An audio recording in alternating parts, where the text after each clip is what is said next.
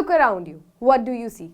Living things like people, like your pet dog, like animals, like birds, like mosquitoes and earthworms, and non-living things जैसे कि soil, जैसे कि sunlight, and you feel the air too. Well, जो भी आपके आसपास है, that is your environment. And आज हम आपका यही चैप्टर स्टार्ट करने वाले हैं, आवर एनवायरनमेंट. इसके नोट्स आपको डिस्क्रिप्शन बॉक्स में मिल जाएंगे. You can download those notes जो कि कम्प्लीटली एनसीईआरटी बेस्ड है. तो अब हम स्टार्ट करते हैं आपका चैप्टर आवर एनवायरनमेंट. तो जैसा कि मैंने आपको बताया that everything around you is environment. Environment में बहुत सारे सिस्टम्स हैं और उनमें से एक बहुत इंपॉर्टेंट सिस्टम है इकोसिस्टम. क्या होता है इकोसिस्टम? ये एक ऐसा सिस्टम है जिसमें लिविंग थिंग्स और नॉन लिविंग थिंग्स एक दूसरे से ना इंटरैक्ट कर रही हैं, एक दूसरे पर डिपेंड कर रही हैं. अपने आसपास देखो, ponds, rivers, even your city is an ecosystem. Ecosystem की दो मेन कैटेगरीज होती हैं या दो मेन टाइप्स होते हैं. इनको ब्रॉडली दो चीज़ों में क्लासीफाई किया गया है. एक होता है नेचुरल इकोसिस्टम और एक होता है आर्टिफिशियल इकोसिस्टम. तो अब आप समझ ही गए होंगे, नेचुरल इकोसिस्टम जो कि नेचुरली एग्जिस्ट कर रहा है और आर्टिफिशियल इकोसिस्टम जो कि ह्यूमन बींग्स ने बनाया होगा. तो पहले नेचुरल इकोसिस्टम देख लेते हैं. फॉरेस्ट एक बहुत बड़ा नेचुरल इकोसिस्टम है. फॉरेस्ट के अंदर कितनी सारी लिविंग थिंग्स होती हैं, कितने सारे लिविंग कंपोनेंट्स होते हैं. स्मॉल प्लांट्स, बिग प्लांट्स, उसके बाद हर्ब्स, शर्ब्स और बहुत सारे एनिमल्स होंगे. एंड नॉन लिविंग कंपोनेंट्स जैसे कि सॉइल, जैसे कि वाटर, जैसे कि रिवर, जैसे कि टेम्परेचर, ये सारे नॉन लिविंग कंपोनेंट्स हैं. और ये दोनों एक दूसरे से इंटरैक्ट करके एक प्रॉपर सिस्टम बना रहे हैं. आप किसी को भी अगर एलिमिनेट कर दोगे तो ये सिस्टम डिस्टर्ब हो जाएगा. क्या सॉइल के बिना प्लांट सर्वाइव कर पाएंगे? नो. प्लांट्स के बिना सॉइल की साइकिल ही कंटिन्यू नहीं हो पाएगी, पूरी की पूरी चेन ब्रेक हो जाएगी. इसीलिए ये सिस्टम लाइफ को बैलेंस करता है. नेचुरल इकोसिस्टम के अंदर दो और टाइप्स आते हैं. एक है टेरेस्ट्रियल नेचुरल इकोसिस्टम और एक है aquatic natural ecosystem. Terrestrial natural ecosystem मतलब वो इकोसिस्टम जो लैंड पर एग्जिस्ट कर रहा है जैसे कि फॉरेस्ट. और एक्वेटिक नेचुरल इकोसिस्टम मतलब जो पानी में एग्जिस्ट कर रहा है, जो वाटर बॉडीज में एग्जिस्ट कर रहा है. टेरेस्ट्रियल नेचुरल इकोसिस्टम के और एग्जांपल्स हैं ग्रासलैंड. ग्रासलैंड के लिविंग कंपोनेंट्स होंगे ग्रास, छोटी हर्ब्स, शर्ब्स, फिर स्मॉल प्लांट्स, फिर बिग प्लांट्स. और एनिमल्स होंगे एंट्स, मस्क्यूटोज, अर्थवॉर्म्स, जो भी सॉइल में छोटे छोटे एनिमल्स रहते होंगे वो बन गया ग्रासलैंड का एक कंपोनेंट. उसके बाद आता है डेजर्ट. डेजर्ट भी एक टेरेस्ट्रियल नेचुरल इकोसिस्टम का एग्जांपल है. डेजर्ट में होते हैं ना डेजर्ट वाले प्लांट्स जैसे कि कैक्टस, जैसे कि डेट, जैसे कि पाम ट्रीज. और एनिमल्स भी तो होते हैं, snakes, spiders, lizards. And non living components क्या होंगे डेजर्ट्स के अंदर? वहाँ का क्लाइमेट, वहाँ की सॉइल, वहाँ का टेम्परेचर, वहाँ की लो ह्यूमिडिटी, ये सब एक इकोसिस्टम बना रहे हैं. आप किसी भी चीज़ को एलिमिनेट कर दोगे तो हो सकता है डेजर्ट रहे ही ना. उसके बाद बात करते हैं एक्वेटिक नेचुरल इकोसिस्टम की. तो जैसे मैंने बताया आपको, जो वाटर बॉडीज़ के अंदर इकोसिस्टम एग्जिस्ट करता है उसको बोलते हैं एक्वेटिक नेचुरल इकोसिस्टम. चाहे फिर वो मरीन वाटर के अंदर एग्जिस्ट कर रहा हो या फिर फ्रेश वाटर के अंदर एग्जिस्ट कर रहा हो, है वो एक एक्वेटिक नेचुरल इकोसिस्टम. अब बात करते हैं आर्टिफिशियल इकोसिस्टम की. आर्टिफिशियल इकोसिस्टम ह्यूमन बींग्स ने बनाया है. इसके क्या एग्जाम्पल्स होंगे? जो आप अपने आसपास गार्डन देखते हो ना, दैट इज आर्टिफिशियल इकोसिस्टम. उसके बाद है क्रॉप फील्ड्स, एक्वेरियम, ये सभी एग्जाम्पल्स हो जाएंगे आर्टिफिशियल इकोसिस्टम के. बिल्कुल सेम ही होगा इंटरैक्शन, बट जस्ट ये ह्यूमन बींग्स ने बनाया हुआ है. Do you know what are producers and consumers? Producers मतलब प्रोड्यूस करने वाले, ऑफ कोर्स. तो हमारी अर्थ पे प्रोड्यूसर्स है ग्रीन प्लांट्स. वो सारी और स्पीशीज के लिए खाना बनाते हैं. प्रोड्यूसर्स. क्या वो प्रोसेस बता सकते हो जिससे वो अपना खाना बनाते हैं? Photosynthesis, right. Green plant sunlight को यूज करके, सॉइल को यूज करके, एयर को यूज करके खाना खुद बनाते हैं. इसीलिए इनको प्रोड्यूसर्स बोलते हैं क्योंकि ये प्रोड्यूस कर रहे हैं. इनका एक दूसरा नाम भी है, इनको ऑटोट्रॉफ्स भी बोलते हैं. ऑटो का मतलब होता है सेल्फ और ट्रॉफिक का मतलब होता है न्यूट्रिशन. क्योंकि ये न्यूट्रिशन खुद प्रिपेयर कर रहे हैं, खुद किसी और पे डिपेंड नहीं कर रहे हैं, इसलिए इनको ऑटोट्रॉफ्स भी बोलते हैं. और इनके मोड ऑफ न्यूट्रिशन को बोलते हैं ऑटोट्रॉफिक न्यूट्रिशन. ऑटोट्रॉफ्स के एग्जाम्पल्स क्या होंगे? Green plants mostly. Well why green? क्योंकि इनके अंदर ना क्लोरोफिल होता है और फोटोसिंथेसिस के लिए क्लोरोफिल बहुत ज़रूरी है। That is why green plants are called as producers. इसके अलावा कुछ ऐसे बैक्टीरियाज भी होते हैं जिनके अंदर क्लोरोफिल होता है और वो भी अपना खाना खुद बना सकते हैं। और क्या एग्जाम्पल्स हो सकते हैं? Green algae is also a producer, क्योंकि वो अपना खाना खुद बनाती है। प्रोड्यूसर्स के बाद दूसरे लेवल पर आते हैं कंज्यूमर्स। कंज्यूमर्स मतलब कंज्यूम करने वाले। कंज्यूमर्स या तो डायरेक्टली प्रोड्यूसर्स के ऊपर डिपेंड करते हैं या फिर इनडायरेक्टली उनके ऊपर डिपेंड करते हैं। कंज्यूमर्स की 4 बेसिक कैटेगरीज हैं। पहली है हर्बीवॉर्स। तो हर्बीवॉर्स हो गए प्लांट ईटिंग एनिमल्स जो सिर्फ प्लांट्स पे सर्वाइव करते हैं, तो वो डायरेक्टली फूड अपना प्रोड्यूसर से ले रहे हैं, जैसे कि काउस, डियर, बफेलो, जितने भी हर्बीवोरस एग्जाम्पल्स होने वाले हैं। उसके बाद सेकेंड कैटेगरी है कंज्यूमर्स की carnivores. Carnivores flesh eating animals होते हैं, तो ये हर्बीवोर्स के ऊपर सर्वाइव करते हैं।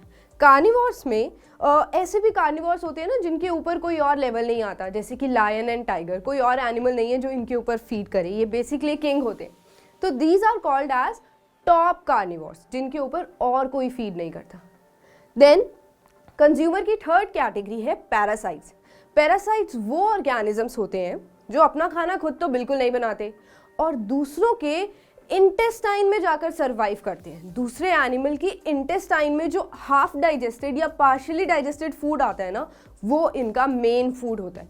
इसमें आते हैं वर्म्स, प्लाज्मोडियम या फिर माइट्स, ये पैरासाइट्स के एग्जाम्पल हैं और इनकी न्यूट्रिशन के मोड को बोलते हैं parasitic mode of nutrition. Consumers की फोर्थ कैटेगरी है ओमनिवोर्स या फिर ओमनिवोरस एनिमल्स। ये वो एनिमल्स होते हैं जो प्लांट्स पे भी सर्वाइव कर सकते हैं या फिर ये फ्लैश भी खाते हैं, यानी कि दूसरे एनिमल्स को खाते हैं।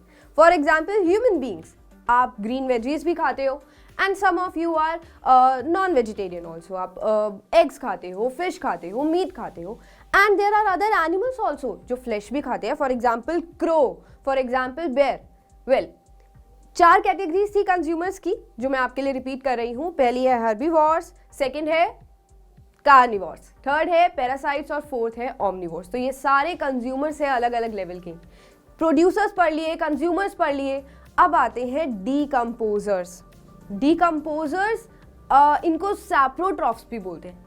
ये ना डेड और डीकेइंग मैटर के ऊपर सर्वाइव करते हैं, मतलब जो किसी के यूज का नहीं है वो इनके यूज का है, इसीलिए इनको डीकम्पोजर्स बोलते हैं। तो ये किस पे सर्वाइव करते हैं? डेड मैटर के ऊपर, जो प्लांट्स मर चुके हैं, जो एनिमल्स मर चुके हैं। इसके एग्जाम्पल्स क्या होंगे? बैक्टीरिया एंड फंगस, ये एक्सीलेंट डीकम्पोजर्स हैं। बैक्टीरिया और फंगस के बिना ना सारा वेस्ट मटेरियल, यानी कि dead plants, dead trees, dead animals ऐसे ही हमारे नेचर में पड़े रहते हैं। इनको कोई खाने वाला नहीं होता, तो ये एक तरीके से हमारे नेचर में ना गार्बेज इकट्ठा करते रहते हैं। बट क्योंकि थैंक्स टू डीकम्पोजर्स, क्योंकि ये जितना भी वेस्ट मटेरियल होता है ना उसको मिक्स कर देते हैं सॉइल के साथ। और एग्जाम्पल्स क्या होंगे इसके? Bacteria and fungus. आपने देखा होगा ना, आप फ्रूट्स लाते हो, वेजिटेबल्स लाते हो, जो अगर आप उसको यूज़ कर लिया देन फाइन, जब वो पड़ा रहता है बहुत टाइम तक वो धीरे धीरे ना वेस्ट होता जाता है। एक एप्पल को आप रख दीजिए अपनी टेबल के ऊपर और उसको 5 डेज बाद देखना, वो फ्रेश नहीं दिखेगा आपको और वो धीरे धीरे डिग्रेड होना स्टार्ट करेगा। तो बेसिकली वो किसका फूड बन गया है? बैक्टीरिया और फंगस का। एंड बैक्टीरिया और फंगस आपके आसपास अभी भी प्रेजेंट है। वो जब भी उनको टाइम मिलेगा और उनको दिखेगा कि हाँ ये डेड और डिकेइंग मैटर है, वो उसको अपना फूड बना लेंगे एंड उसको डाइजेस्ट करने में लग जाएंगे। बैक्टीरिया और फंगस की बेस्ट कंडीशंस होती हैं वार्म कंडीशंस या फिर मॉइस्चर वाली कंडीशंस। ये बेस्ट टेम्परेचर है, ऑप्टिमम कंडीशंस है इनके लिए सर्वाइव करने के लिए। अब आपको डीकम्पोजर्स की इंपॉर्टेंस का पता तो चल ही गया है। मतलब अगर बैक्टीरिया और फंगस नहीं होते तो हमारे एनवायरनमेंट में सारा वेस्ट इकट्ठा होता रहता। अब हमें पढ़ना है फूड चेन के बारे में, तो चलो फूड चेन स्टार्ट करते हैं। तो फूड चेन का मतलब होता है एक ऐसी चेन जो बताता है कि नेचर के अंदर कौन सा ऑर्गेनिज्म क्या खा रहा है। ये है एक टेरेस्ट्रियल फूड चेन का एग्जांपल। टेरेस्ट्रियल फूड चेन मतलब वो फूड चेन जो लैंड पर एग्जिस्ट कर रही है। तो सबसे पहले आती है ग्रास। ग्रास पर कौन फीड करेगा? Grasshopper. ग्रास होपर को फीड करेगा frog and then snake and then eagle. Eagle के ऊपर कोई ऐसा कार्निवोर नहीं आता है तो ईगल विल डाई और उसके सारे न्यूट्रिएंट्स जो होंगे ना वो मिक्स हो जाएंगे फिर से सॉइल के अंदर। किसकी हेल्प से मिक्स होंगे? डीकम्पोजर्स की हेल्प से। डीकम्पोजर्स डेड ईगल के सारे बॉडी पार्ट्स को ना फिर से सॉइल के अंदर मिक्स कर देंगे।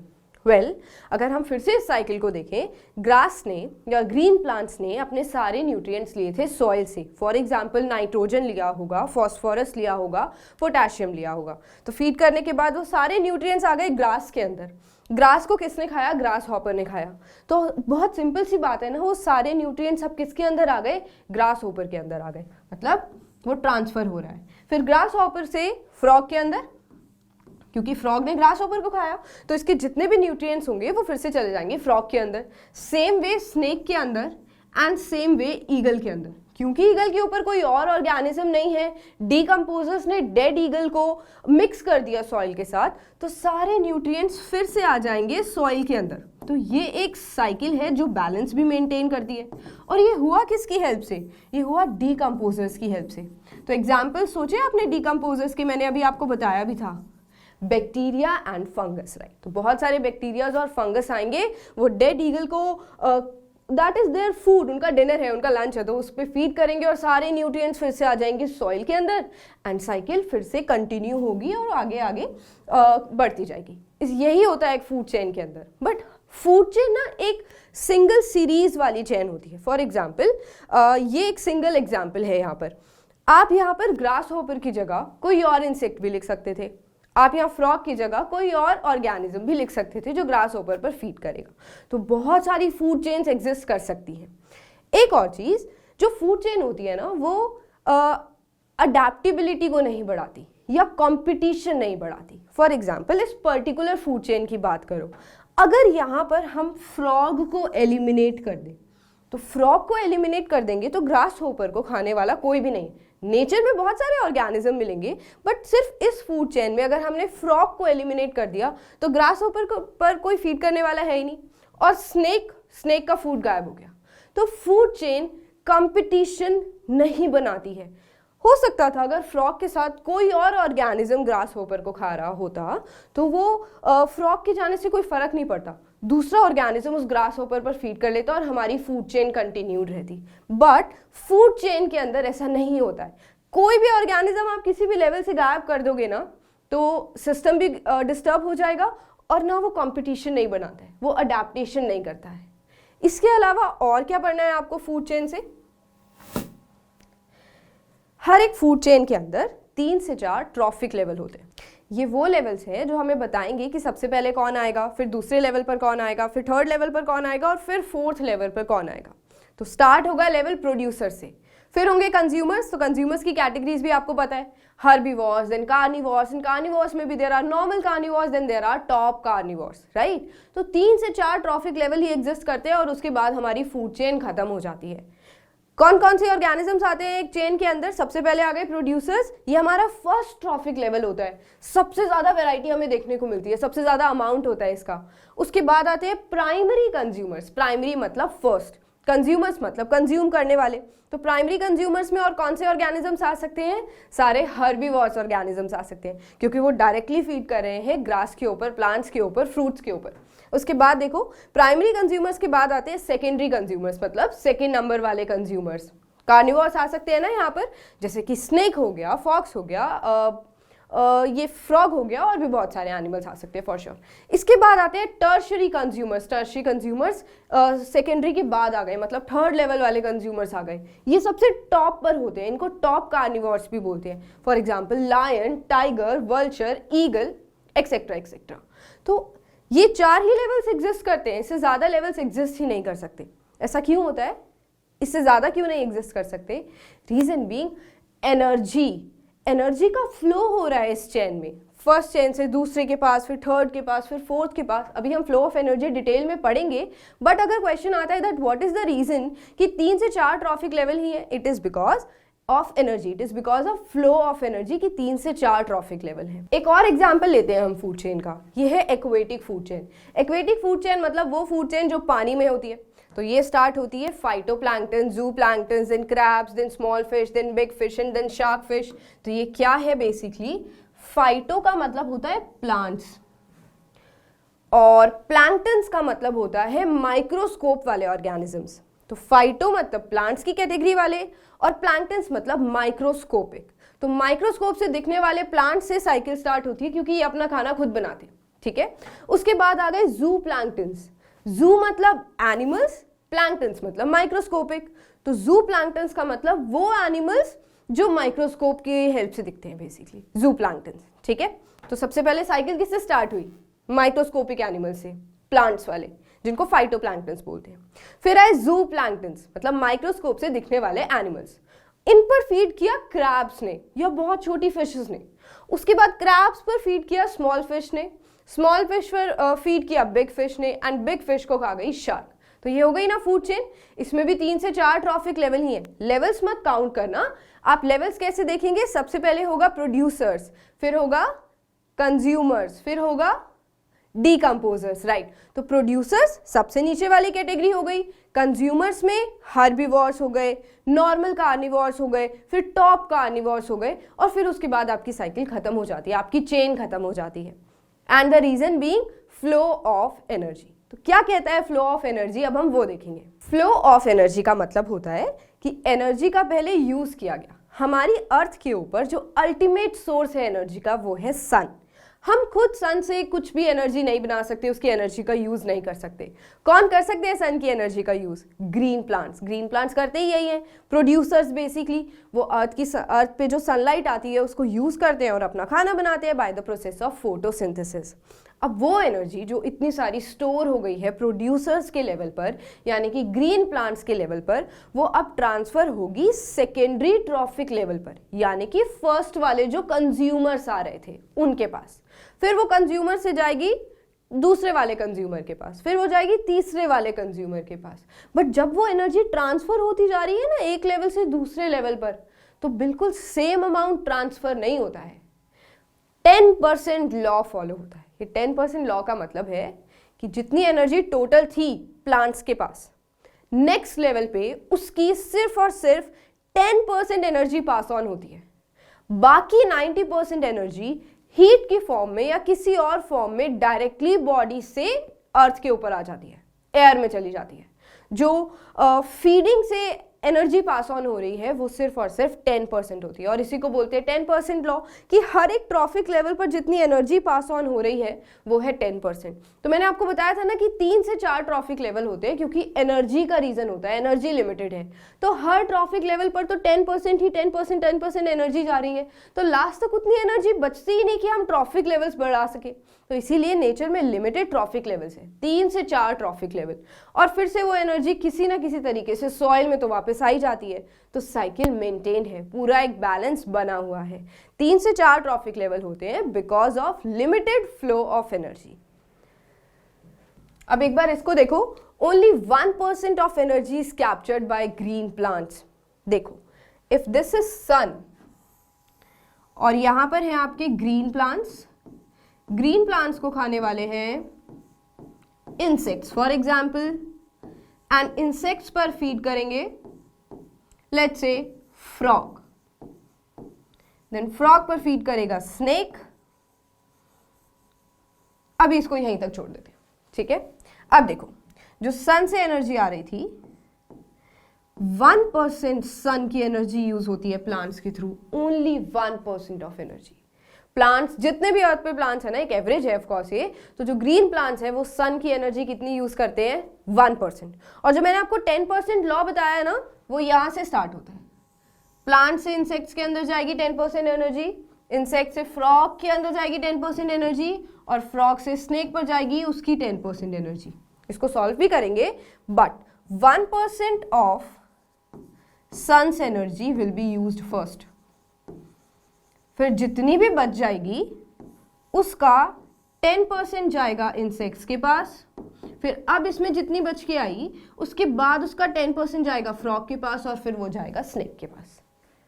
वेल देखो, ये है सन। सन से प्लांट्स ने जो एनर्जी ली होगी वो होगी 1% अपना खाना बनाने के लिए। उसके बाद जब वो ट्रांसफर होगी हर्बीवोर्स लेवल पे तो वो गई होगी ओनली 10%, राइट। और फिर उसके बाद कार्निवोर्स के पास भी कितनी गई होगी? 10% गई होगी। वेल, ये जो ट्रांसफर हो रहा है एनर्जी का वो सिर्फ 10% होता है, और जो एक्स्ट्रा एनर्जी होती है ना 90%, वो हीट की फॉर्म में रिलीज हो जाती है। जैसे देखो, जब ये भी यूज कर रहे थे ना, तो अपनी एक्टिविटीज करते करते इनकी बॉडी से हीट रिलीज होती है, वो हीट चली जाती है डायरेक्ट एयर के अंदर। उसके बाद ये प्लांट्स ने अपना खाना बनाया और हर्बीवोर्स के अंदर अपनी एनर्जी डाल दी। 10% तो डायरेक्टली आगे पास ऑन हुई है, बट 90% हीट की फॉर्म में ऐसे ही निकल जाएगी। उसके बाद कार्निवोर्स लेवल पर भी सेम होता है, 10% ही पास ऑन हुई और बाकी 90% हीट की फॉर्म में निकल जाती है एयर के अंदर। तो एनर्जी का एक रूल है कि आप एनर्जी को बना नहीं सकते हो, आप एनर्जी को खत्म नहीं कर सकते हो। एनर्जी सिर्फ और सिर्फ एक फॉर्म से दूसरी फॉर्म में ट्रांसफर हो सकती है। फॉर एग्जाम्पल, जो सन की लाइट आ रही थी, जो सन एनर्जी आ रही थी अर्थ के ऊपर, तो उसको 1% यूज किया गया, उसका जो 99% रह गया है वो हमारे नेचर में ही है, उसका कुछ और यूज हो रहा होगा।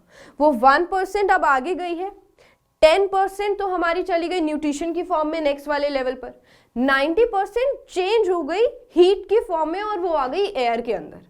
वो भी किसी ना किसी फॉर्म में कन्वर्ट होगी और हमारे नेचर में ही रहेगी।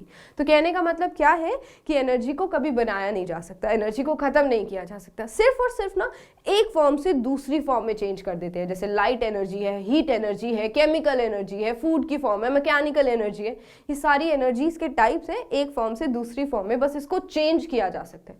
यहाँ पे भी वही हो रहा है, न्यूट्रिशन वाली एनर्जी 10% नेक्स्ट ट्रॉफिक लेवल पर गई और 90% एनर्जी एयर के अंदर रिलीज हो गई in the form of heat. 10% law, according to 10% law, 90% of the captured energy is lost as heat and only 10% is available for the next generation. अब ना हम एक न्यूमेरिकल की हेल्प से इसको समझेंगे। तो प्रोड्यूसर के लेवल पर जो एनर्जी है that is 1000 kilo joules. Joules energy की यूनिट होती है, तो जो प्रोड्यूसर के लेवल पर एनर्जी थी वो कितनी है? 1000 किलो जूल्स। अब इसका 10% ही तो जाएगा नेक्स्ट वाले लेवल पर, तो 1000 का 10% कैसे निकालेंगे? 1000 मल्टीप्लाई 10%। 1000 परसेंटेज को कैसे सॉल्व करते हैं? डिवाइड कर देते हैं 100 से। ये 0 से 0 कैंसिल आउट हो जाएगा और ये कैंसिल आउट हो जाएगा। क्या आंसर आया आपके पास? 100 किलो जूल्स। तो 1000 से सिर्फ 100 किलो जूल्स एनर्जी, यानी कि उसका 10% ही नेक्स्ट लेवल में जाने वाला है। फिर 100 किलो जूल्स का भी करो 10% अपनी नोटबुक में, कितना आएगा आंसर? 10 किलो जूल्स, तो उसका भी 10% गया नेक्स्ट वाले लेवल के ऊपर, और फिर 1 किलो जूल्स किया लास्ट वाले लेवल के ऊपर। क्या आप इसके ट्रॉफिक लेवल्स काउंट कर सकते हो? प्रोड्यूसर फर्स्ट ट्रॉफिक लेवल हो गया, primary consumer second trophic level हो गया, देन ये हो गया टर्शरी सेकेंडरी कंज्यूमर, और फिर थर्ड ट्रॉफिक लेवल पर मैं लिख देती हूँ first trophic level, second trophic level, third trophic level and fourth trophic level. First में आ गए प्रोड्यूसर्स, उसके बाद आ गए प्राइमरी कंज्यूमर जो इसको यूज करेंगे, फिर आ गए सेकेंडरी कंज्यूमर मतलब नॉर्मल कार्निवोर्स आ सकते हैं इसके अंदर, फिर आ गए आपके टर्शरी कंज्यूमर, इसमें टॉप कार्निवोर आ जाते हैं जैसे कि lion and tiger and vulture. इसके बाद लेवल पॉसिबल ही नहीं है क्योंकि एनर्जी का फ्लो देखो 1000 से सीधा 1 किलो जूल्स पर आ गया। एनर्जी कितनी डिक्रीज होती जा रही है। ये 1 किलो जूल्स फिर से क्या करेगी? सॉइल के अंदर आ जाएगी, प्रोड्यूसर लेवल पर आ जाएगी और साइकिल मेंटेन रहेगी बेसिकली। 3 से 4 ट्रॉफिक लेवल का रीजन आपको समझ आया क्योंकि एनर्जी का फ्लो कम होता जाता है। कितना परसेंट एनर्जी हर एक ट्रॉफिक लेवल पर ट्रांसफर होती है? 10% ट्रांसफर होती है। एक और चीज आपको याद रखनी है कि जो 1000 किलो जूल्स इसके पास आया था, इसने सन से कितना परसेंट लिया होगा? Only 1%। Suppose 1000 joule of solar energy is received by green plants. Only 1% of the solar energy is available on earth which is utilized by plants. तो ये वही चीज़ है कि सन से जो एनर्जी आ रही है वो आई 1% प्रोड्यूसर्स के लेवल पर। उसके बाद हर एक लेवल पे, हर एक ट्रॉफिक लेवल पे जितनी जा रही थी वो थी ओनली एंड ओनली 10%, राइट। अब हम देखेंगे कि फूड वेब क्या होता है। फूड चेन आपने पढ़ा ना, जब मैंने एक चेन दिखाई थी आपको, अगर वो लैंड पर है तो उसको बोलेंगे टेरेस्ट्रियल फूड चेन और अगर वो पानी में है तो उसको बोलेंगे एक्वेटिक फूड चेन। फिर फूड वेब क्या होता है? फूड वेब एक्चुअली हमारे नेचर के अंदर ना एग्जिस्ट कर रहा है। बहुत सारी फूड चेन जब एक साथ आ जाती हैं तो वो बना देती है फूड वेब। इसलिए फूड वेब की ना डेफिनेशन भी यही है that it is an interconnection of all the food chains. बहुत सारी फूड चेन सब एक साथ एग्जिस्ट कर रही हैं। ये हमेशा स्टार्ट करेगा ग्रीन प्लांट से क्योंकि यही है प्रोड्यूसर्स, यही खाना बनाते हैं। तो देखो प्लांट्स को माउस भी खा सकते हैं डायरेक्टली, गोट, रैबिट, बहुत सारे हर्बीवोर एनिमल्स इसको खा सकते हैं। फिर इस माउस को स्नेक भी खा सकता है, इस माउस को वाइल्ड कैट भी फीड कर सकती है, उस माउस के ऊपर आउल भी फीड कर सकता है, स्नेक के ऊपर वल्चर और वाइल्ड कैट को लायन भी खा सकता है। देख रहे हो ना, बहुत सारी फूड चेन्स एक साथ एग्जिस्ट कर रही है, वो बना लेती है आपका फूड वेब। वेब का मतलब क्या होता है? एक तरीके से जाल, एक तरीके से नेटवर्क। तो बहुत सारी फूड चेन का नेटवर्क जो होता है वो बना लेता है फूड वेब। तो फूड चेन और फूड वेब में डिफरेंस क्या है? बेसिकली फूड चेन तो एक सिंगल चेन हो गई एंड फूड वेब हो गया एक पूरा कनेक्शन।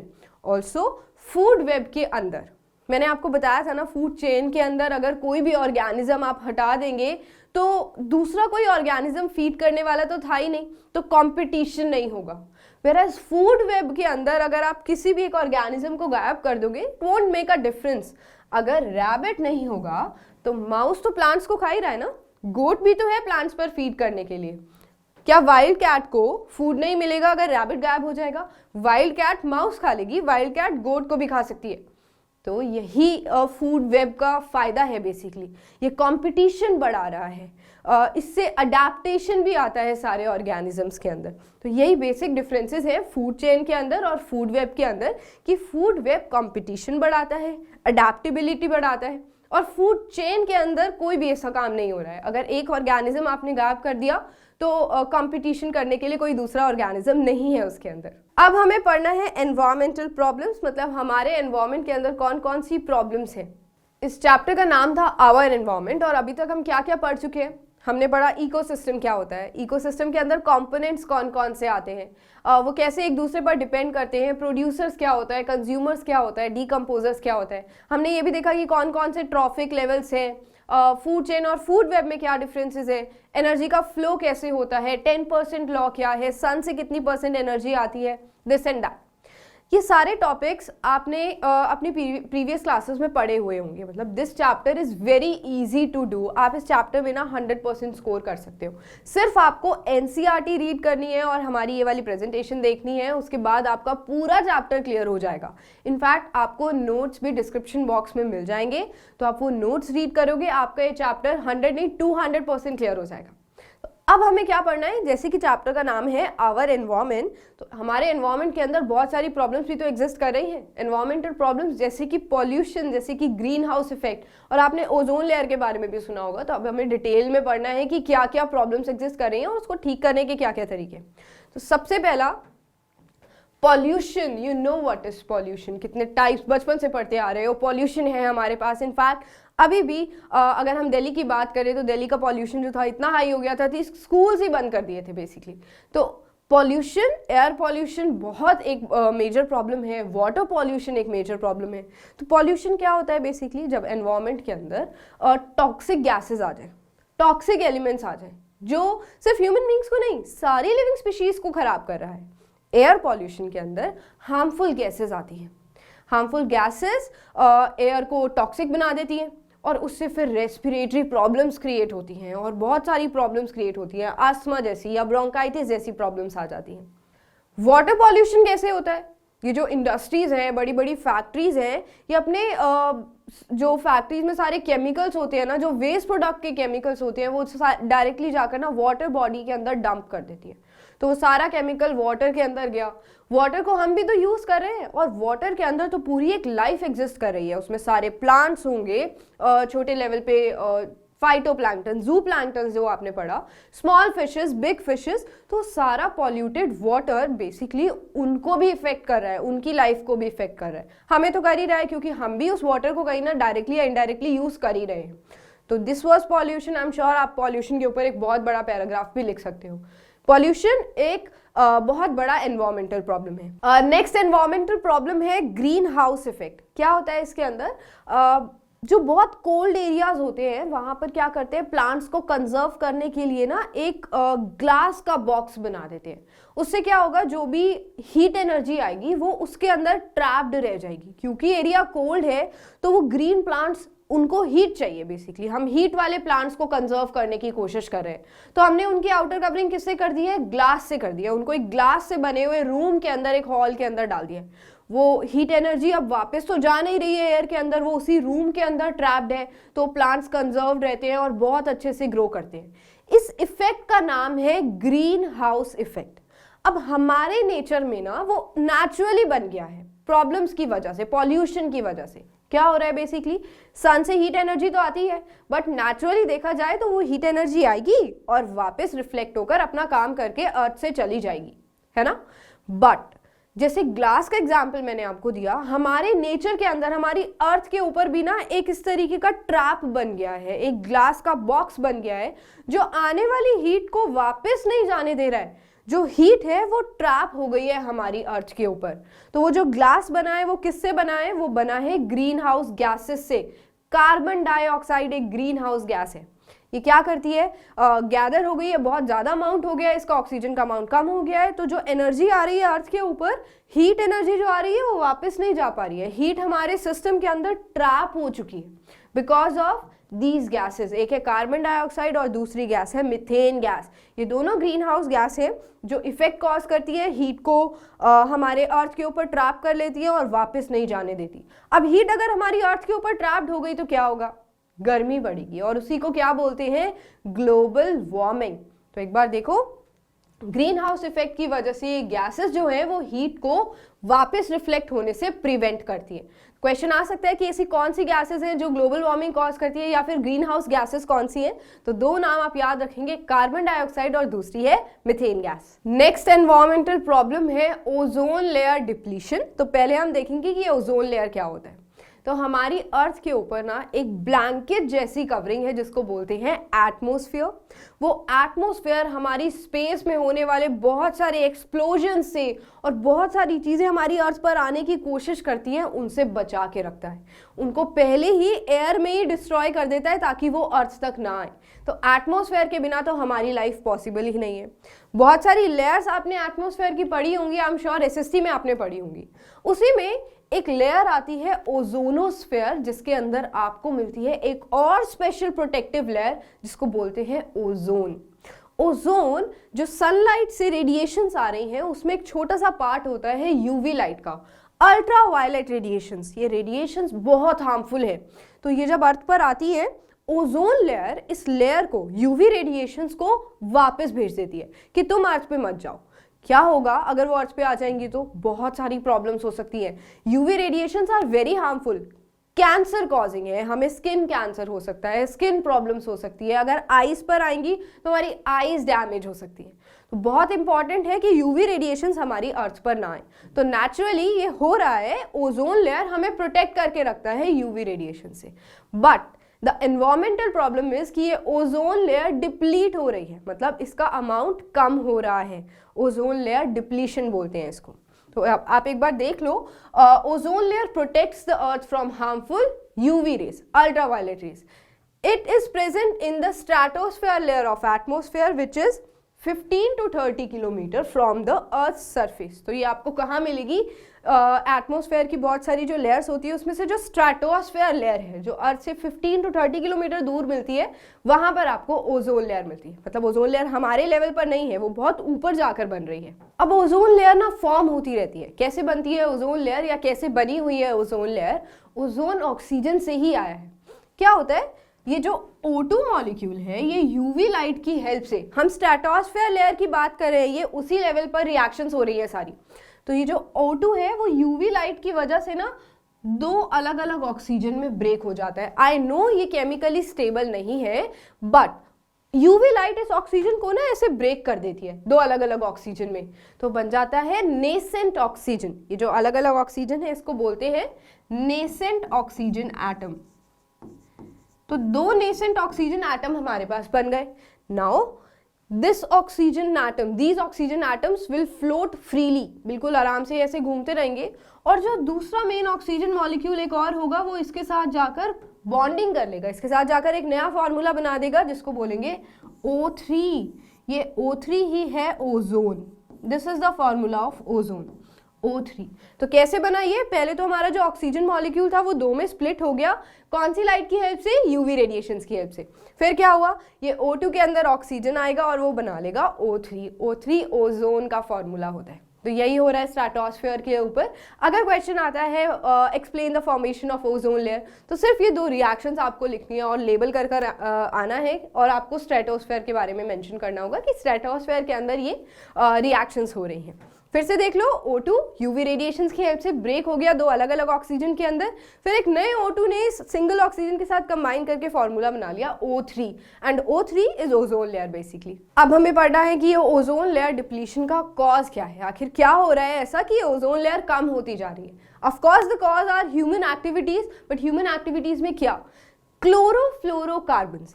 आपने नोटिस किया होगा कि एसीज के पीछे जो एयर कंडीशनर्स होते हैं या फिर जो रेफ्रिजरेटर होते हैं, उनकी बैक साइड से ना बहुत एक गर्म हवा निकलती है, और उनकी रनिंग में, उनको बनाने में और उनके वर्किंग से जो केमिकल्स बर्न हो रहे हैं ना, क्लोरीन और ब्रोमीन से बने हुए हैं वो केमिकल्स।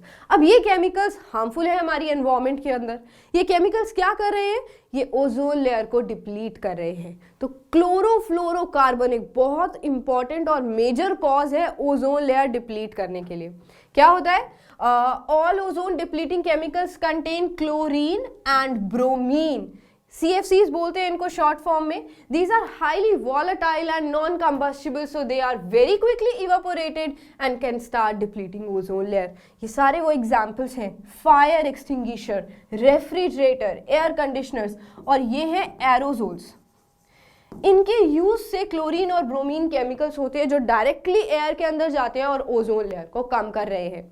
ओजोन लेयर कम होगी तो क्या होगा, यूवी रेडिएशंस फिल्टर होकर हमारे अर्थ पर नहीं आएंगी and we will suffer from diseases. Ozone layer depletion का एक कॉज तो था क्लोरोफ्लोरोकार्बन, जो आपको पता है किस किस प्रोडक्ट्स में यूज होता है। उसके बाद है ग्लोबल वार्मिंग, हम पढ़ चुके हैं ना इसके बारे में। ग्लोबल वार्मिंग का कॉज ग्रीन हाउस इफेक्ट, इसलिए कहते हैं कि पेड़ लगाने चाहिए। पेड़ लगाएंगे तो कार्बन डाइऑक्साइड एब्जॉर्ब हो जाएगी। अब पेड़ हमारी अर्थ पर हो गए हैं कम, कार्बन डाइऑक्साइड को एब्जॉर्ब करने वाला ही नहीं है, तो कार्बन डाइऑक्साइड एक ग्रीन हाउस गैस है और वो ओजोन लेयर भी कम कर रही है, गर्मी भी कॉज कर रही है, ग्रीन हाउस इफेक्ट जिसको हम बोलते हैं, ग्लोबल वार्मिंग भी हो रही है बेसिकली, जो सारा इम्बैलेंस क्रिएट कर रही है। Global warming you already know green house effect की वजह से हो रहा है, एंड ये अर्थ देख रहे हो, this is the scenario of earth basically.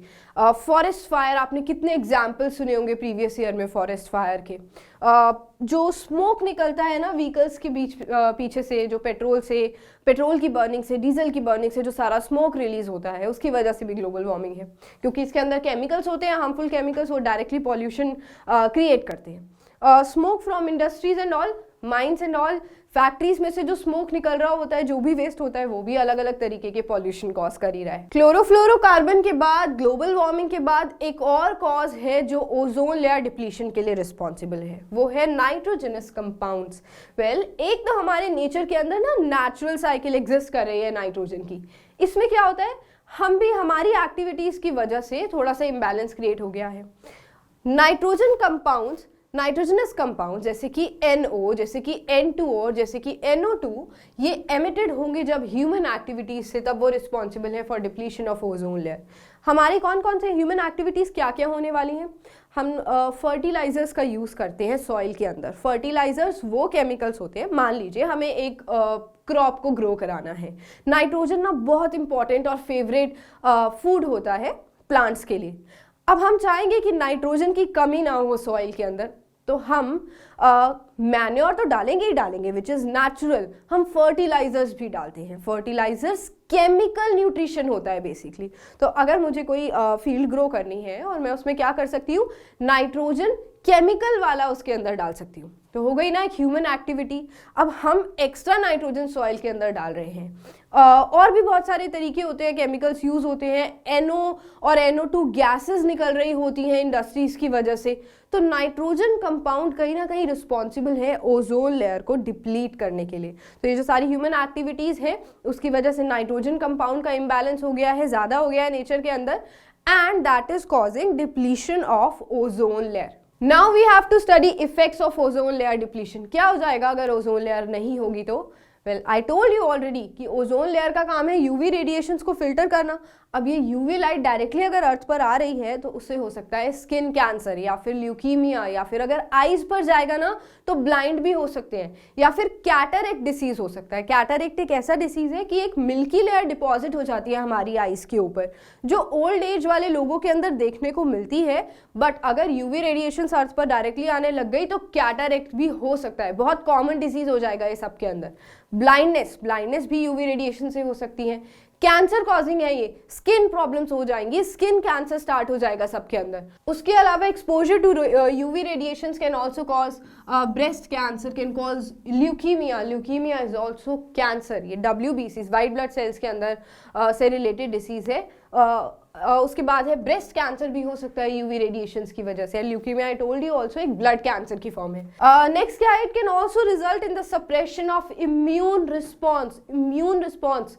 Immunity basically, हमारी इम्यूनिटी का मतलब क्या होता है, हमारा सेल्फ डिफेंस मैकेनिज्म जो है, हमारी बॉडी सारे फॉरेन पार्टिकल से फाइट कर रही है, बैक्टीरियाज एंड फंगस से खुद को प्रोटेक्ट कर रही है। बट यूवी रेडिएशंस की वजह से हमारा ये रिस्पॉन्स, हमारा जो सिस्टम है ये भी डैमेज हो सकता है, तो इम्यूनिटी वीक हो जाएगी। तो ये सारे पॉइंट्स शायद बहुत हैं ये बताने के लिए कि ओजोन लेयर कितनी इंपॉर्टेंट है। UV radiations are very harmful, तो ओजोन लेयर इसको प्रोटेक्ट करके रखेगा। तो जब साइंटिस्ट ने एंटार्क्टिक कॉन्टिनेंट के अंदर सच में नोटिस किया कि ओजोन लेयर डिप्लीट हो रही है, तो दे रियलाइज कि बहुत इंपॉर्टेंट है अब कुछ ऐसे रूल्स बना देना कि हम कुछ चीज़ों को कम कर सके और अपनी ओजोन लेयर को बचा सके। तो 1989 के अंदर एक बहुत बड़ी ऑर्गेनाइजेशन यूनाइटेड नेशन प्रोग्राम, इन्होंने डिसाइड किया, इन्होंने ना CFCs के प्रोडक्शन पर बैन लगा दिया, या फिर इन्होंने बहुत कोशिश करी उन केमिकल्स के ऊपर बैन लगाने में जो रिस्पॉन्सिबल है ओजोन लेयर डिप्लीशन के ऊपर। तो जो क्लोरोफ्लोरोकार्बन्स है, CFCs है, UNEP ने 1989 में उनको फ्रीज कर दिया, उनकी प्रोडक्शन को फ्रीज कर दिया, यानी कि उनके ऊपर बैन लगा दिया। Also, ban on the usage of synthetic chemicals, CFCs, you know, aerosols refrigerants में, फायर एक्सटिंग्विशर्स में यूज होते हैं और बहुत ज़्यादा इफेक्ट है, बहुत ज़्यादा रोल है इनका ओजोन लेयर को कम करने के अंदर। तो UNEP डिसाइडेड कि इनकी प्रोडक्शंस को बंद कर देंगे। एंड एक्चुअली एंटार्क्टिक कॉन्टिनेंट के ऊपर एक बहुत बड़ा ओजोन लेयर का होल है विच इज़ प्रॉब्लम कॉजिंग। उसी को नोटिस किया जाता है कि वो होल बढ़ रहा है। ऑफकोर्स हमारे एनवायरमेंट की प्रॉब्लम्स बढ़ रही हैं। अगर वो किसी तरीके से होल छोटा हो जाता है, कम हो जाता है, तो कहीं ना कहीं हम सक्सीड कर रहे हैं अपने एनवायरमेंट को बचाने में। अब हमें पढ़ना है बायोलॉजिकल मैग्निफिकेशन। बायोलॉजिकल मैग्निफिकेशन क्या होता है, ये एक एग्जाम्पल से समझते हैं। मान लीजिए कोई केमिकल जो है वो फैक्ट्री से वाटर के अंदर आ गया है। एक बहुत बड़ी फैक्ट्री है, उन्होंने अपने सारे केमिकल्स अपने साथ वाली एक रिवर के अंदर डालना शुरू कर दिया। अब उस रिवर के अंदर वो सारे केमिकल्स हैं, मतलब वो वाटर जो है वो पॉल्यूटेड है, ठीक है। अब क्या होगा, दिस इज पॉल्यूटेड वाटर, इसके अंदर फिशेस भी तो होंगी, वो फिश इसी वाटर को कंज्यूम कर रही हैं। ये स्मॉल फिश है, स्मॉल फिश को बिग फिश ने खाया, और बिग फिश कुछ लोगों की फेवरेट होगी फिश, कुछ लोगों को बहुत पसंद है ना फिश, तो वो खाई, मतलब ह्यूमन बींग्स ने। अब इसके अंदर जो केमिकल्स थे जो फैक्ट्री से इसके अंदर आ गए थे, वो गए होंगे स्मॉल फिश के अंदर, फिर वो गए होंगे बिग फिश के अंदर, और लास्ट में वो किसके अंदर आए, ह्यूमन बींग्स के अंदर। क्या हम डायरेक्टली कांटेक्ट में थे उस केमिकल के? नहीं, बट वो इकट्ठा होता गया हर एक ट्रॉफिक लेवल के ऊपर, पास ऑन भी हो रहा है हर एक ट्रॉफिक लेवल से दूसरे ट्रॉफिक लेवल पर। उसी को बोलते हैं बायोलॉजिकल मैग्निफिकेशन। वो केमिकल का सबसे ज्यादा अमाउंट ना अब लास्ट वाले ट्रॉफिक लेवल पर देखने को मिलेगा। इसकी डेफिनेशन देखो, gathering of various harmful substances, जैसे कि पेस्टिसाइड्स। पेस्टिसाइड्स क्या होता है, पेस्टिसाइड्स वो केमिकल्स होते हैं जो फील्ड में, एग्रीकल्चर में यूज किए जाते हैं ताकि जो एनिमल्स हैं छोटे छोटे, जैसे चूहों से हमें अगर बचाना है हमारी फील्ड को, इंसेक्ट से अगर हमें बचाना है, तो हम पेस्टिसाइड्स डालते हैं, केमिकल्स डालते हैं, ठीक है। वो वाले केमिकल्स DDT, बाइफिनाइल्स, ये अगर फूड चेन के अंदर एंटर कर जाते हैं, किसी भी लेवल के अंदर एंटर कर जाते हैं, तो कॉज करते हैं बायोलॉजिकल मैग्निफिकेशन। जैसा मैंने अभी आपको समझाया था, it increases the concentration of toxic substances at higher trophic levels. मतलब जो सबसे बाद वाले ट्रॉफिक लेवल्स होंगे ना, अल्टीमेटली उनके अंदर इन सारे केमिकल्स का कंसंट्रेशन ज्यादा देखने को मिलेगा। आया कहाँ से होगा, किसी भी फूड चेन में वो एंटर कर गया किसी भी ट्रॉफिक लेवल के ऊपर, और लास्ट वाले ट्रॉफिक लेवल्स में उनका कंसंट्रेशन सबसे ज्यादा देखने को मिलता है। ऐसा ही एक एग्जाम्पल भी है, ये देखो, डीडीटी एक केमिकल था जिसके ऊपर अभी तो बैन लग चुका है, बट जब साइंटिस्ट ने देखा कि वाटर के अंदर डीडीटी आ गया केमिकल 0.03 ppm, ये यूनिट है इस केमिकल की, हम इसी में मेजर कर रहे हैं बेसिकली, तो आप यूनिट इग्नोर कर सकते हो। 0.003 इसका अमाउंट था वाटर के अंदर, जो किसी फैक्ट्री ने अपने केमिकल्स को पानी के अंदर डाल दिया होगा। उसके बाद वो गया, जू प्लांटर्स ने उसके ऊपर फीड किया एंड उनके अंदर कॉन्सेंट्रेशन देखने को मिला 0.04। देन नेक्स्ट लेवल पर आ गए तो कॉन्सेंट्रेशन इंक्रीज कर गया 0.5 ppm, ठीक है। उसके बाद बिग फिश से आ गया था ये फिश ईटिंग बर्ड्स के अंदर, look at the amount 25 ppm। तो जो केमिकल जा रहा था डीडीटी जो था वाटर के अंदर था, वो लास्ट वाले ट्रॉफिक लेवल के अंदर कितना ज़्यादा देखने को मिला, 25 ppm, कितना ज़्यादा राइज हो गया। अब इससे पता है क्या इफेक्ट हो रहा था इन बर्ड्स के अंदर, इन बर्ड्स के जो एग्स थे वो मेच्योर होने से पहले ही ब्रेक हो रहे थे। एग का शेल इतना वीक हो गया था इस केमिकल की वजह से कि इन बर्ड्स की पॉपुलेशन कम होने लग गई थी, इनके एग सर्वाइव ही नहीं कर पा रहे थे। तो this was the study and उसके बाद पता चला कि डीडीटी कितना हार्मफुल है, अगर और फूड चेन के अंदर आ गया तो किसी भी लेवल को बिल्कुल डिस्ट्रॉय कर सकता है। तो इस केमिकल के ऊपर बैन लग गया था। एक बार देखो, पढ़ो इसको। डीडीटी वाज अ पेस्टिसाइड, तो एक केमिकल जो पेस्ट को हमारी फील्ड में आने से रोकेगा, तो इसका यूज किया जाता था, which was consumed by many organisms of the lower trophic level in aquatic ecosystem. किसी तरीके से ये केमिकल किसके अंदर आ गया, पानी के अंदर आ गया। Then birds accumulated sufficient amount of DDT that ate those fish। ये धीरे धीरे गया इनके अंदर, सबसे पहले वाटर से जूम प्लैंक्टन्स ने, फिर जो बड़ी वाली बर्ड्स थी उन्होंने स्मॉल फिश के ऊपर सर्वाइव किया होगा और वो केमिकल धीरे धीरे धीरे इनकी बॉडी के अंदर एक्यूमुलेट होता गया।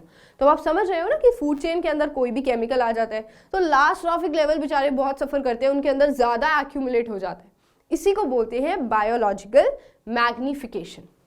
इसके बाद क्या पढ़ना है, तो हम कैसे कंट्रोल कर सकते हैं इस कंडीशन को। 3 R's का यूज करके हम इसको कंट्रोल कर सकते हैं।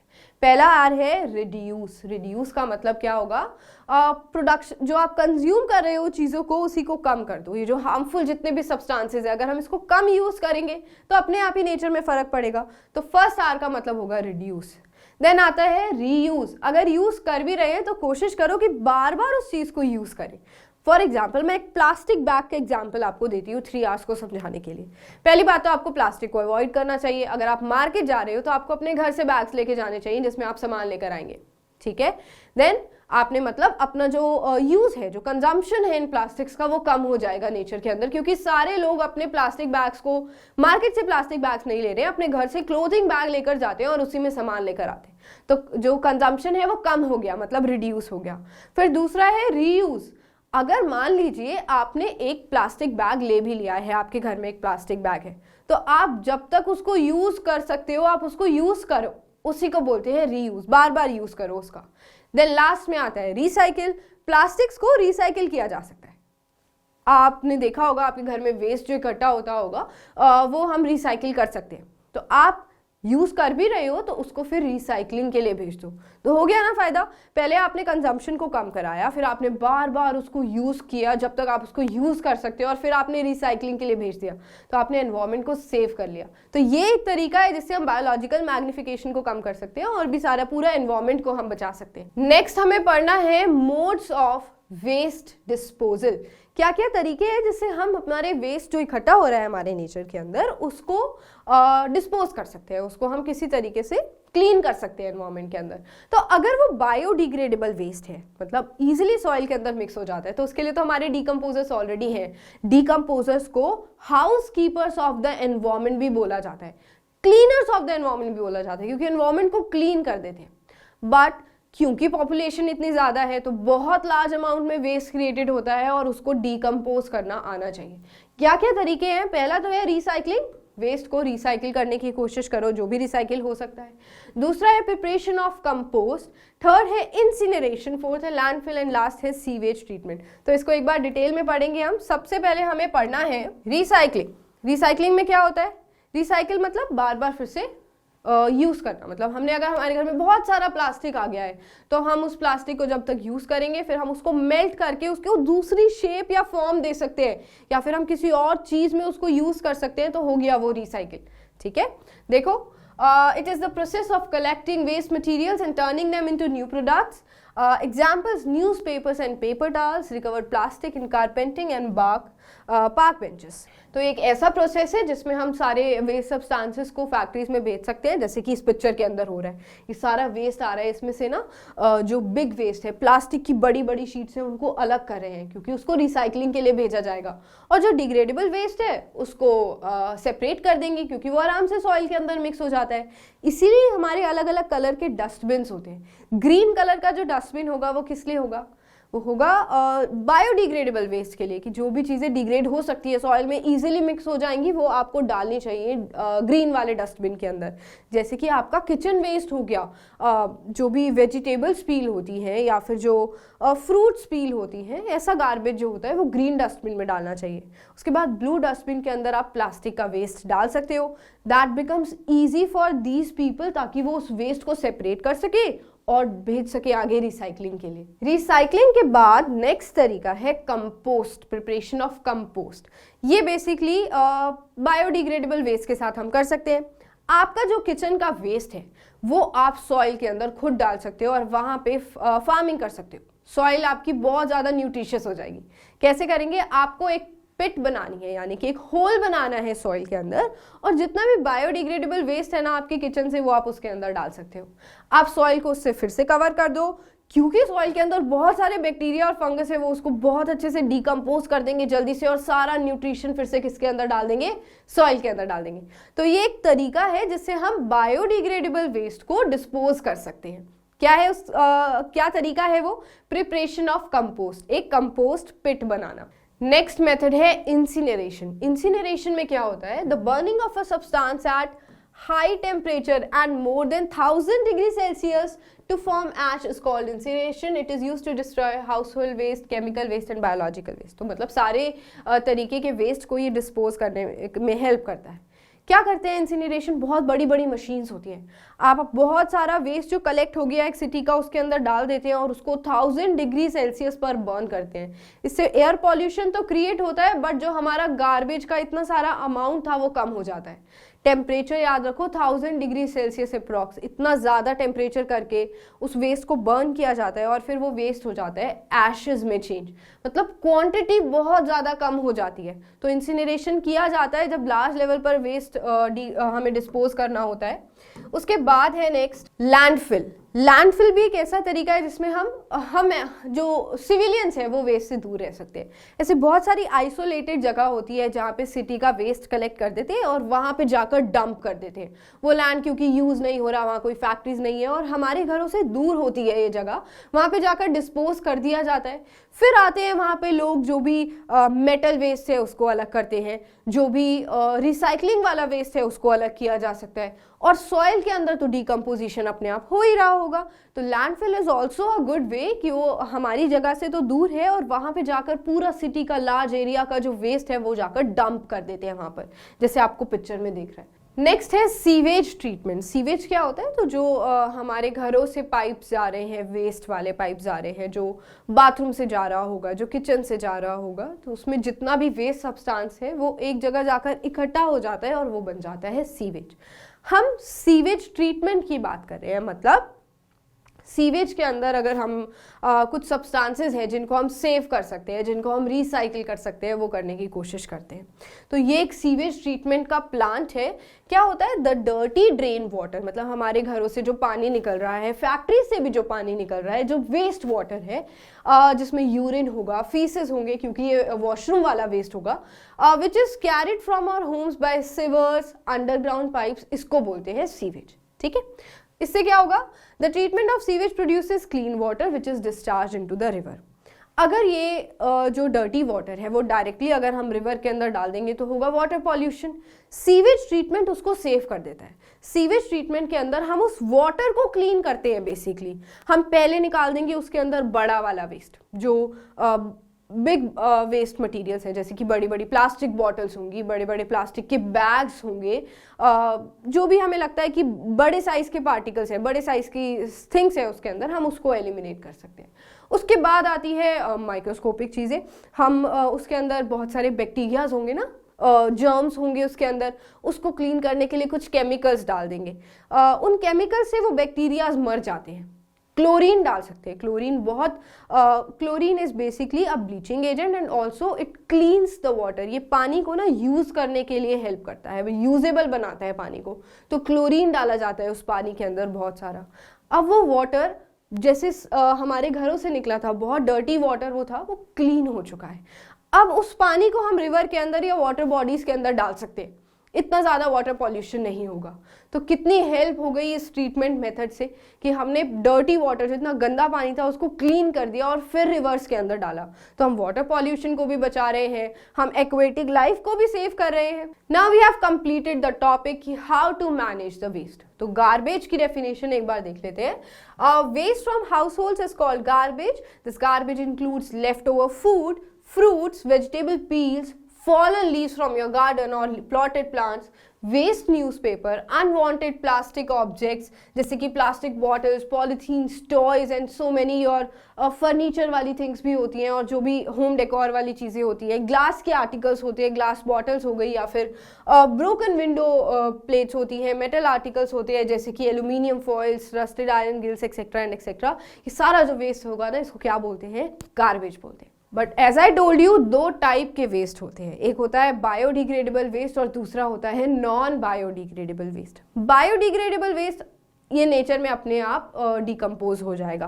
क्या है first point? These can be broken into simple substances by the action of micro organisms in nature. कौन से माइक्रो ऑर्गेनिजम्स? बेसिकली डिकम्पोजर्स, वही बैक्टीरिया और फंगस जो इस वेस्ट के बड़े बड़े पार्टिकल्स को छोटे छोटे पीसेस में चेंज करके सॉइल में फिर से मिक्स कर देते हैं। नॉन बायोडिग्रेडेबल वेस्ट बैक्टीरिया और फंगस कुछ नहीं कर पाते थे। एक छोटे से प्लास्टिक बैग को डिकम्पोज होने में 100 साल लग जाते हैं अगर बैक्टीरिया और फंगस पर हम ये काम छोड़ दे तो इसको डिकम्पोज करना बहुत मुश्किल है। तो माइक्रो ऑर्गेनिजम्स तो बहुत नहीं है नॉन बायोडिग्रेडेबल वेस्ट को डिकम्पोज करने में। और देखिए, biodegradable waste can be recycled naturally as well as by man, क्योंकि डिकम्पोजर्स अपने आप इसको नेचर में साइकिल जो चल रही है बेसिकली, ये जो डिकम्पोजर्स है फिर से सॉइल के अंदर इस वेस्ट को मिक्स कर देते हैं। तो अपने आप हो गया ना ये काम, हमारी हेल्प तो नहीं लगी। या फिर हम क्या कर सकते हैं, ज़्यादा से ज़्यादा एक कंपोस्ट पिट बना सकते हैं जहाँ पर ये अपने आप हो जाएगा। Whereas non biodegradable waste naturally digest नहीं होंगे, नेचुरली डिकम्पोज नहीं होंगे। हमें कुछ एक्टिविटीज़ करनी होगी, जैसे हम 3 R's की हम बात करते हैं, और भी बहुत सारे तरीके होते हैं जो अभी हमने वेस्ट को डिस्पोज करने के पड़े हैं। तो नॉन बायोडिग्रेडेबल वेस्ट को डिकम्पोज करना पड़ेगा हमें खुद, ह्यूमन एक्टिविटीज़ की हेल्प से। उसके बाद क्या है next? Biodegradable waste do not pollute the environment, ये एनवायरमेंट को पॉल्यूट नहीं करते, है ना। वेयरएज नॉन बायोडिग्रेडेबल वेस्ट को डिकम्पोज करना कितना मुश्किल काम है। या तो हम इसको बर्न करेंगे तो क्रिएट होगा एयर पॉल्यूशन, वाटर में डाल देंगे तो क्रिएट होगा वाटर पॉल्यूशन, अगर किसी लैंड पर रख दिया है तो सॉइल पॉल्यूशन भी तो होगा। तो नॉन बायोडिग्रेडेबल वेस्ट को डिकम्पोज करने के लिए हमें कुछ अच्छे मेथड्स का यूज़ करना होगा। एंड ये एनवायरमेंट को पॉल्यूट करते क्योंकि हमें डिकम्पोज करने के लिए ऐसे मेथड्स यूज करने पड़ते हैं। अगर हम बर्न करेंगे तो एयर पॉल्यूशन, वाटर में डाल देंगे तो water pollution. What is? They disturb the ecological balance in nature, क्योंकि ये आर्टिफिशियल थिंग्स हैं, एनवायरमेंट में ऐसे ही रहती हैं, डिकम्पोज करने के लिए पॉल्यूशन क्रिएट हो रहा है, तो पूरा बैलेंस इकोलॉजिकली ये खराब कर देते हैं। बायोडिग्रेडेबल वेस्ट तो नेचुरल है ना, जितनी भी लाइफ होगी, जितने भी लिविंग ऑर्गेनिजम्स है, they all are forming a waste material. वो वेस्ट मटेरियल अपने आप सॉइल के अंदर डिकम्पोज हो जाता है, तो एक नेचुरल मेथड है। इससे कोई इकोलॉजिकल इम्बैलेंस नहीं हो रहा है, बिल्कुल बैलेंस तरीके से जा रहे हैं। बट नॉन बायोडिग्रेडेबल वेस्ट, क्योंकि ये ह्यूमन बींग्स की क्रिएशन है, इसको डिकम्पोज करना भी मुश्किल है, उससे भी पॉल्यूशन हो रहा है, तो एक इम्बैलेंस क्रिएट करते हैं ये नेचर के अंदर। उसके बाद है next, non biodegradable waste are decomposed by the action of heat. अगर हम बर्न करेंगे इसको तो हीट की एक्शन की वजह से ही ये डिकम्पोज हो सकता है। वाटर या pressure, as I told you, पानी में डाल देंगे इसको। इंसिनरेशन जो हम कर रहे थे नॉन बायोडिग्रेडेबल वेस्ट के लिए, हम वो कर सकते हैं। इसके एग्जाम्पल्स आपके पास तो बहुत लंबी लिस्ट होगी इसके एग्जाम्पल्स की। प्लास्टिक बैग्स है, सिंथेटिक फाइबर्स हैं, कैंस हैं, ये सारे के सारे नॉन बायोडिग्रेडेबल वेस्ट के अंदर आते हैं। Whereas biodegradable waste bacteria and fungus इसको डिकम्पोज कर सकते हैं. एग्जाम्पल्स में आ गया paper, cow dung, wood crumbles and dead remains of plants and animals. This chapter is now finished. हम इस वीडियो के अंदर सारे इंपॉर्टेंट पॉइंट्स कवर कर चुके हैं इस चैप्टर के अंदर. And also I told you कि नोट्स मिल जाएंगे आपको डिस्क्रिप्शन बॉक्स से, तो आपके लिए बहुत ईजी हो जाएगा. आई होप ये चैप्टर आपको समझ आया होगा. जब तक हम नेक्स्ट वीडियो लेकर आते हैं तब तक take care of yourself, पढ़ो अच्छे से. एंड जो भी हम 3 चैप्टर्स कवर कर चुके हैं, हेरिडिटी एंड एवोल्यूशन हम पढ़ चुके हैं, हाउ डू ऑर्गेनिजम्स रिप्रोड्यूस भी कर चुके हैं, और ये आपका चैप्टर था आवर एनवायरमेंट. तो टर्म 2 में आपके 3 ही चैप्टर्स हैं जो हम कर चुके हैं. अब आप अच्छे से इनकी प्रिपरेशन करो और अपने एग्जाम दो. Take care of yourself, stay home and stay safe.